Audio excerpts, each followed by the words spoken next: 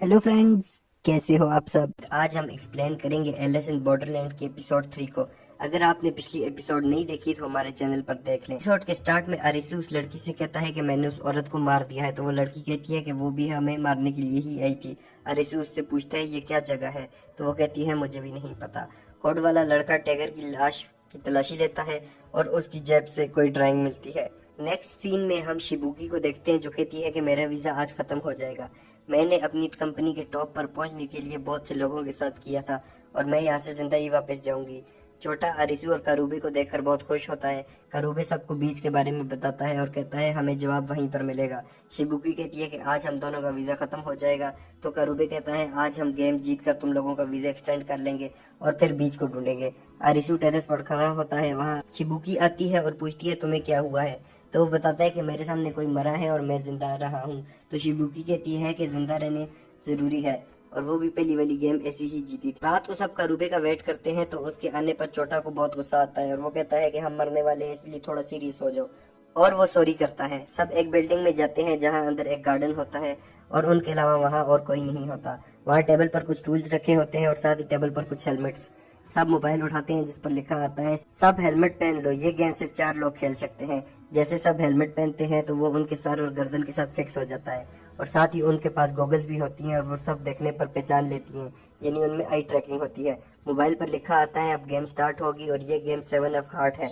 अरिसू कहता है कि उस आदमी ने कहा था कि हार्ट की गेम सबसे मुश्किल होती है। इस गेम का नाम हाइड एंड सीक होता है। एक वुल्फ होगा और बाकी सब लैम्स। जो भी वुल्फ को ढूंढेगा वो नेक्स्ट वुल्फ बन जाएगा और इस लिए वुल्फ को सबसे छुपना होगा। ये गेम टाइम खत्म होने तक चलेगी और जो एंड पर वुल्फ होगा वो जीत जाएगा। इस गेम के लिए 15 मिनट्स हैं। किसी को समझ नहीं आती कि ये कैसी गेम है। शिबुकी कहती है कि एंड पर सिर्फ एक वुल्फ होगा, मतलब हम सब में से एक बचेगा और बाकी सब मारे जाएंगे। गेम स्टार्ट होती है और छोटा पहला वुल्फ होता है।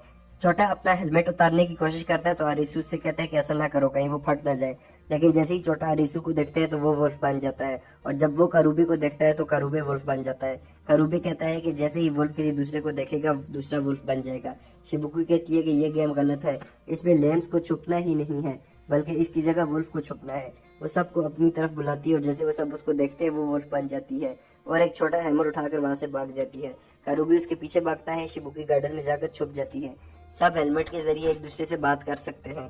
छोटा शिबुकी से कहता है कि भागना बंद करो, हम सब मिलकर कोई रास्ता ढूंढ लेंगे, लेकिन वो कहती है कि मैं ऐसा नहीं कर सकती। उसी टाइम वो नीचे गिर जाती है और करूबे वहां आ जाता है। करूबे जबरदस्ती शिबुकी की तरफ देखता है लेकिन वो अपनी आंखें बंद कर लेती है, तो करूबे उसको मारने लगता है लेकिन वो पत्थर से उसकी जख्मी जगह को मारती है और इसी दौरान वो एक दूसरे को देखते हैं और करूबे वुल्फ बन जाता है। करूबे वहां से भागने लगता है लेकिन शिबुकी उसको बार बार पत्थर से मारती है जिससे वो बहुत ज्यादा जख्मी हो जाता है। शिबुकी को उठाकर पीछे फेंक देता है। उसी टाइम वहां आरिसू आ जाता है और करूबे उसकी तरफ देखता है तो वो वुल्फ बन जाता है। आरिसू अपनी आंखें बंद कर देता है और दोनों से कहता है कि मिलकर इस गेम का रास्ता ढूंढते हैं, लेकिन शिबुकी कहती है कि पागल मत बनो, ये हार्ट की गेम है और ये इसी तरह खेली जाती है। शिबुकी करूबे का वेपन उठाकर आरिसू के पीछे भागती है। छोटा सबसे कहता है कि क्या कर रहे हो, हम सब दोस्त हैं और गेम में सिर्फ 10 मिनट रह गए होते हैं। छोटा खुदा से दुआ मांगता है कि हमें क्या हो गया है, हमें ठीक करें। अरिसू भाग रहा होता है, उसी टाइम उसके आगे शिबुकी आ जाती है और पीछे करूबे। अरिसू कहता है कि रुको मुझे कुछ सोचने तो दो, लेकिन शिबुकी कहती है कि तुम अकेले बचना चाहते हो, वैसे भी तुम फजूल जिंदगी गुजार रहे थे, मुझे वुल्फ बनने दो। जैसे ही शिबुकी अरिसू पर हमला करने लगती है तो छोटा उस पर छलांग लगाकर उसे नीचे गिरा देता है और उसको पकड़ लेता है और अरिसू से कहता है कि तुम भागो, लेकिन करूबे भी उसके पीछे भागता है। शिबुकी छोटा से कहती है कि मैंने तुम्हें करने भी दिया था और तुम्हें समझ नहीं आती कि किसकी साइड पर होना है। अरिसू एक जगह पर जाकर छुप जाते हैं और सिर्फ 8 मिनट रह गए होते हैं। अरिसू अपना हेलमेट खोलने की कोशिश करता है लेकिन वो नहीं खोलता। करूबे कहता है कि तुम कैसे दोस्त हो जो सिर्फ खुद को बचाना चाहते हो। अरिसू बहुत कोशिश करता है लेकिन उसका हेलमेट नहीं खुलता। अचानक उसे याद आता है कैसे उस औरत का पट्टा भी फट गया था और वो डर कर बैठ जाता है। अरिसू रोता है और कहता है मुझे कुछ समझ नहीं आ रही कि इस गेम में कैसे सबको बचाऊं, और सबसे सॉरी कहता है। करूबे कहता है कि तुम हमेशा सॉरी करते रहते हो और तुम्हें कुछ भी नहीं आता। अरिसू को याद आता है जब भी घर में उसकी बेइज्जती होती थी तो उसको अपने दोस्त ही याद आते थे और करूबे को अपनी लवर याद आती है जिससे वो हमेशा अपनी दोस्तों की बातें करता था। अरिसू अपने दोस्तों के साथ गुजारे हुए वक्त को याद करता है और रोता है। अरिसू को याद आता है कि करूबे का ड्रीम था कि वो ऑस्ट्रेलिया में एक फार्म लेगा और वो वहाँ सब बैठकर सारा दिन बियर पियेंगे। गेम खत्म होने में सिर्फ 3 मिनट रह गए होते हैं। अरिसू कहता है कि मैं हार मान रहा हूँ और तुम लोग मेरे दोस्त हो और मैं अकेला नहीं बच सकता। वो बाहर निकलता है और करूबी और छोटा को आवाजें देता है कि सामने आओ, लेकिन कोई भी जवाब नहीं देता। छोटा शिबुकी को उठाकर वहाँ पर पीछे छुप जाता है। अरिसु बहुत आवाजें देता है लेकिन कोई भी उससे बात नहीं करता। करुबे अरिसु से कहता है कि चुप भी करो, क्यों शोर मचा रहे हो, तुम सब लोगों के साथ मैंने अच्छा टाइम गुजारा है। छोटा भी रोता है और अरिसु से कहता है कि हमारे लिए जिंदा रहना और इस दुनिया से वापस जाना।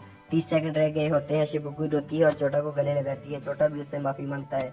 अरिसु करुबी के पास पहुंच जाता है, जो दूसरी तरफ मुड़कर खड़ा होता है और अरिसु से कहता है थैंक यू। जैसे ही अरिसु उसके पास पहुंचता है तो टाइम पूरा हो जाता है और उसका हेलमेट एकदम से फट जाता है। और यही हाल छोटा और शिबुकी के साथ भी होता है। करुबे का खून अरिसु के मुंह पर लग जाता है और वो ऊंची आवाज में रोने लगता है और चीखें मारता है और एपिसोड खत्म हो जाती है। ये एपिसोड आपको कैसी लगी? फैंस के मुताबिक ये एलिस इन बॉर्डरलैंड की सबसे इमोशनल और बेस्ट एपिसोड थी। वीडियोस को लाइक और चैनल को सब्सक्राइब जरूर करें। Thanks for watching.